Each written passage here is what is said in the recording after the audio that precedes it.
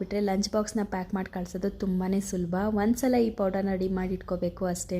ಕೆಲವೊಬ್ಬರಿಗೆ ಈ ರೆಸಿಪಿ ಇಷ್ಟ ಆಗುತ್ತೆ, ಇನ್ನು ಕೆಲವೊಬ್ರಿಗೆ ಅಷ್ಟೊಂದು ಇಷ್ಟ ಆಗಲ್ಲ. ಇದರಲ್ಲಿ ನಮ್ಮ ಮನೇಲಿ ಮೋಸ್ಟ್ ಫೇವ್ರೇಟ್ ಅಂತಲೇ ಹೇಳ್ಬೋದು. ಎಲ್ಲರೂ ಕೂಡ ಇಷ್ಟಪಟ್ಟು ತಿಂತಾರೆ. ಮೊದಲಿಗೆ ಒಂದು ಪ್ಯಾನಲ್ಲಿ 1 ಸ್ಪೂನಷ್ಟು ಎಣ್ಣೆ, ಖಾರಕ್ಕೆ ಕಲರ್ಗೋಸ್ಕರ ಮೆಣಸಿಕಾಯಿನ ನೋಡಿ ಹಾಕ್ಕೊಳ್ಳಿ. ಹಾಗೆಯೇ ಸ್ವಲ್ಪ ಕರಿಬೇವು, ಇಷ್ಟನ್ನು ಚೆನ್ನಾಗಿ ಬಾಡಿಸ್ಕೋಬೇಕು. ನಂತರ ಪ್ಯಾನ್ ಒಳಗಡೆ 2 ಸ್ಪೂನಷ್ಟು ಧನಿಯಾ, 2 ಸ್ಪೂನಷ್ಟು ಉದ್ದಿನಬೇಳೆ, 2 ಸ್ಪೂನ್ ಕಡಲೆಬೇಳೆ, ಜೀರಿಗೆ, ಮೆಣಸು ಇದಿಷ್ಟನ್ನು ಅರ್ಧ ಸ್ಪೂನಷ್ಟನ್ನು ಹಾಕ್ಕೊಂಡು 1 ಸ್ಪೂನಷ್ಟು ಕಪ್ ಎಳ್ಳನ್ನು ಹಾಕ್ಕೊಂಡು ಫ್ರೈ ಮಾಡ್ಕೋಬೇಕು.